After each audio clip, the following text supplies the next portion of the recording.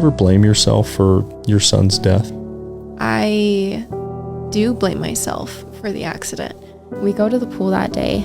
There's another mom at the pool with her kid. I go and I meet her halfway. Romeo runs ahead to go and play with her kid who's sitting at the bench. Her and I talk for 2 or 3 minutes. I'm assuming that he went to the bench to play with the kid, and I'm not thinking that he went over to the water. However, after like 2 minutes, I say out loud, "Where's Romeo?" And I don't see him. I see her kid sitting in the hot tub, but I don't see Romeo anywhere. I start walking towards the hot tub and I see him face down in the water. I go and I pick Romeo up and I am screaming inside of my head, "Wake up, wake up."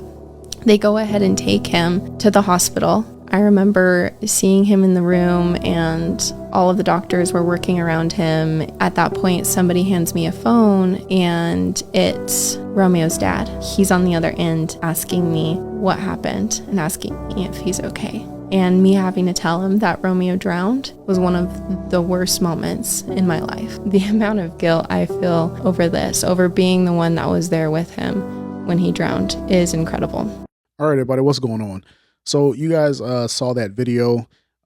Very tragic situation. We have a young boy who unfortunately passed away in a swimming accident. And, first and foremost, I just want to say, my condolences. It's always awful when such a young life is lost, especially in a situation that could have been prevented. Now, that being the case, I want you guys to understand something. Words have meaning, and those meanings can't be overlooked. Here's the deal. We all know that we have these people who think the earth is flat, and you might argue vigorously with them. You've probably seen some of these, conspiracy videos on TikTok or Instagram or wherever. There's a whole community dedicated to it over on X. When it comes to those people, I always call them stupid. And it's not because I want to be insulting. It's because of the working definition of the word stupid. The definition of the word stupid is simply willful ignorance, meaning you are willingly walking away from the truth into falsehood. You're willingly walking away from what is right to do what is wrong. And you only know something is right if it has been given to you in such a manner to where it can't be refuted. It can't be refuted that what this is over here is the right thing and what this is over here is the wrong thing. But the flat earthers are stupid. They willingly choose that. So that's why I like to call them stupid, because that word is not merely an insult or a pejorative. It has actual functional meaning. Okay, here's the deal. If you pay attention to what this woman said, what she was asked and then what she was said, you can understand that her words, she's trying to avoid accountability. The man asked her, do you hold yourself responsible for your son's death? Death is a word. It has meaning. Responsible is a word. It has meaning. When he asks her, are you responsible for this? Or do you regret this? However he's going to phrase this, the end result is that this kid died. What does she say? She says, she pauses, she looks around, she selects her words, almost as if she's been trained to avoid legal accountability. She says, I do blame myself for the accident, not death, accident. He asked her if she blamed herself for his death. And she said, I blame myself for the accident. Now, of course, the accident led to the death, but in the court of law, there's a difference between the word accident or the occurrence of the accident and the death. There's a difference. The kid falling in the pool is an accident. Him not getting out of the pool is what led to his death. So she's trying to avoid accountability for the outcome of the accident, right? She's being shifty. She's shifting blame. She's taking herself out of that equation. That's what it seems like to me. Now, I understand. Maybe this, I can totally understand from the standpoint of if you are a man and you have a girlfriend or a wife, if your girlfriend or wife ends up deceased in your home, you're the first suspect and they're going to grill you. They're going to grill you like nobody's business, but that's just them covering their bases. So your lawyer is going to tell you, hey, say this, say that, regardless to whether or not you are guilty. You want to answer those questions in a specific kind of way, right? You just have to protect yourself. I don't think that's what's going on here. because this woman is not being questioned by a legal entity. She's being questioned by a podcaster, and she's answering these questions in a very, I don't want to say dismissive.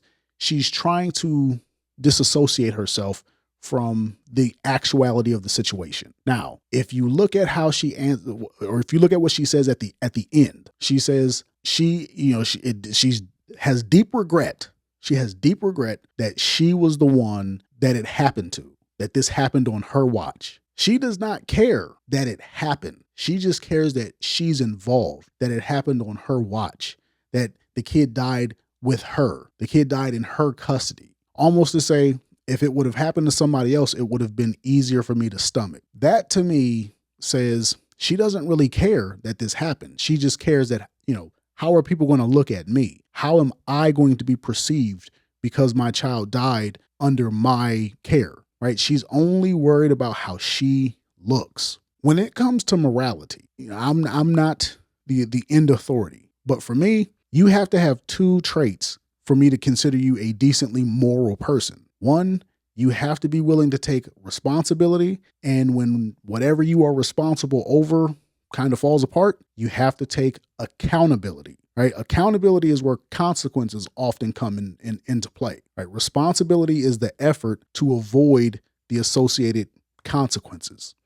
Either way, you have to stand up and take what's coming to you. Not saying that this woman should be punished, but just simply saying she seems evasive. She seems very evasive in what it is that she's saying. And when you have a person who is willing to take responsibility, but not accountability, you typically end up with a person who, they're on a power trip. These people love power. They love the spotlight, but they don't want to be accountable for what goes wrong, right? You might work with a person like that. And sometimes you have a person who loves to take accountability, but not responsibility. Simply meaning when something goes wrong, they know it can't be pinned on them, but they'll put themselves out there as if they somehow did something wrong, and they'll stand out there and take consequences that they know can't come their way in order to suck up the spotlight, to seem like they're more responsible and more capable. People do this at work all the time. They're like the silent backseat driver.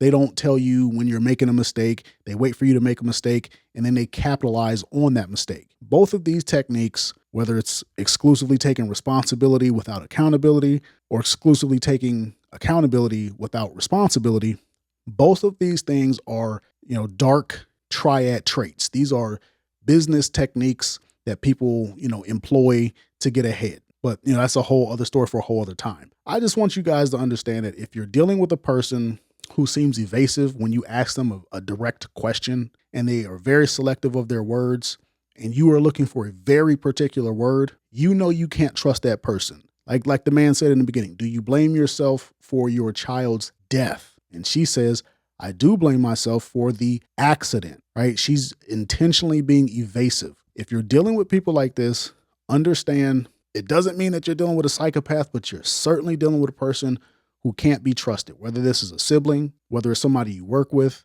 whether it's your mom, your dad, whomever. And the reason that I bring this up is because I always tell you guys, do not put yourself in a position to where you have to protect a woman or save a woman. Don't protect them. And this is one of the reasons why, because something bad will happen to you. And what that woman might do is, is say, well, I'm not responsible for the end result of this situation. Yeah, I do feel bad that the situation happened, but I'm not responsible for this man's death, or I'm not responsible for him being in jail, or I'm not responsible for him being in the hospital, right? So she'll say, I blame myself for the accident or the incident, but not what came from it. They disassociate themselves. And men do this too. Men do this too. This is not a woman bashing thing. Men do this too. But the theme of my channel is don't save women. So just know words have meaning, and you want to make sure that you're holding people accountable. And if you can't hold them accountable, disassociate with them. So that's going to do it for this one. Cause I'm kind of rambling at this point. Let me know what you guys think. Do you guys think that this woman is being evasive, or, do you think she's just a mother who's in shock and, she's doesn't want to be looked at a certain kind of way? Either way, let me know. Peace.